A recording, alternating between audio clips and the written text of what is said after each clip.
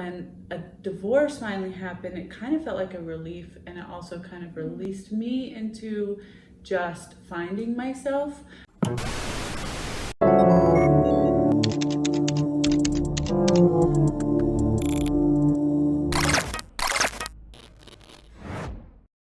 Hey y'all, Missy here. This is the Legit Podcast. Today we're having a legit chat with a dope couple. I know Pastor Kelvin from church. He oversees the food bank and I served there for a while. And Meg, before I realized he was proposing to Meg, and I found her YouTube channel and I found that they had a YouTube channel together, The Blended Mix. And so today we're going to have a legit chat because I found out that they were both divorcees before they got married, interracial couple, both came into the marriage with kids, and I felt like it was such a unique story. And so thank you guys so much for being here with me. I really appreciate it. Yeah, thank you for having us. We're excited to be here. Yeah, we're very excited. Thank you for the opportunity to just share our story. Yeah, I was saying a while ago that this is my very first in-person chat. I don't like to call it interview because I really wanted to just relax, chill, and everything. So both of you were divorcees before you got married, and I don't want to talk about the divorce part, but your journey to finding each other and being together. And on your video, you did say that you were both raised conservatively. So how did you overcome the shame? Ooh, we're going just straight into the deep stuff, which I love. This is legit. Well, for me as a pastor, it was a very difficult situation for me because, as you said, I grew up in the Caribbean, very, very strict, conservative Christianity. And all my life, I hear divorce is the wrong thing. So, you get married and you think forever after, until death do us part. But things happen.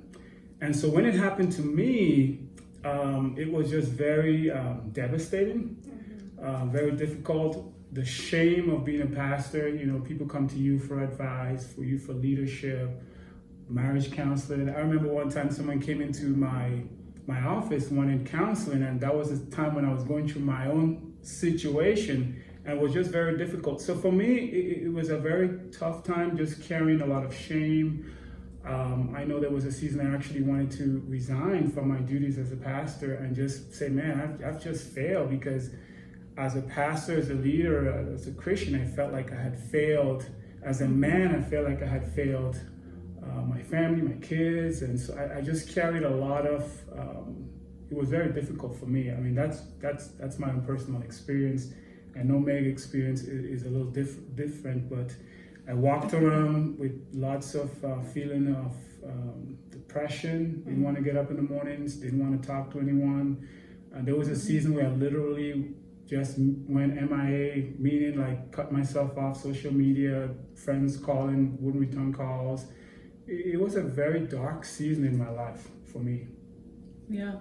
And for me, divorce was a little different because I think a lot of times when you're in a marriage that ends in divorce, there are a lot of warning signs there for a long time. So for me, there had been several separations and there had been just different things.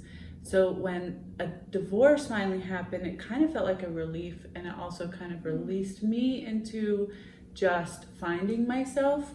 I know we both talked about how in marriage we both lost ourselves. Yeah. Kelvin was married for 18 years. I was married for 8 years, so almost 10. And my marriage, because I grew up really conservative, and we're talking homeschoolers, we're talking super, super conservative, and I was actually betrothed and kind of, my first marriage was arranged by our parents, or they all knew about it, and then they approached me, and so that was kind of how all that began. And I was super young, I was 18, and so going into marriage at such a young age and not knowing who I was, and then having things, so going into divorce, I probably should have felt like I was a failure because I, was a Christian at the time, but instead I think it was more like relieved, yeah. And then I actually had I went through depression within the marriage, but then afterwards I just was like, everybody just saw me blossom, and I started doing, I don't know, finding out what I liked, and just being independent really brought me to life. So it was a little different for me. Wow, that's really interesting. Yeah. That's really interesting how it's different. Pastor Kelvin, I want to ask how the divorce, you're still a pastor, so I wanted to ask how after those seasons of depression, going MIA and everything, how did that change your perspective, in pastoring? Yeah. How did you evolve in that? Yeah. For me, this is a great question, because I've always preached about what it's like to fail, what it's like to not have things work out, and how God comes and He redeems. And sometimes you say things and you're not really truly understanding what it meant until my divorce. Because after experiencing the divorce and after experiencing God's grace on my life, God's redemptive purpose on my life, because one of the things that really helped me to move forward was to understand that marriages do fail, but God still loves you, but God still wants to, has destiny for you and have purpose for you. You as an individual don't cease to be everything that God's created you to be. In other words, Jesus didn't die for marriage. He died for individuals.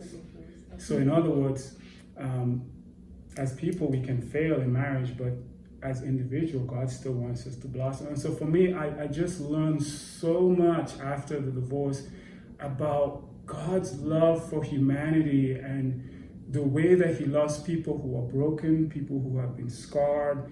So many times you read in the scripture and you see how Jesus, when He walked on the earth, how He specifically went to people who were shamed, people who were outcasts, and how He loved them, touched them, ministered to them, cared for them, and spoke life into them. And I experienced that, and everything changed. I began to see beauty. As the scripture says, He gives beauty for ashes. I began to see it for myself, how God doesn't see a divorced person as being broken, as being somehow missing something, that something went wrong with you, but how He still wants to use you, and He still wants to bring purpose in you. So for me, my whole perspective of the Bible changed, the way that I read scripture changed, the way that I see people who are hurting, because everything that I do involves people who are hurting with the food bank and different things like that. I just see people differently now because I've been there. I've been there, done that. So it's beautiful. It's changed my perspective for sure. Do you think the shame was more external or internal? And what I mean by that is, do you think it was because you were so worried about what everybody was saying or how they would look at you, or it was just like your own insecurities coming to light? Meg has written a lot about shame, so she can chime in on that in a few minutes. But definitely, it's people. What are people going to think about me? What are people going to say? There's all these voices.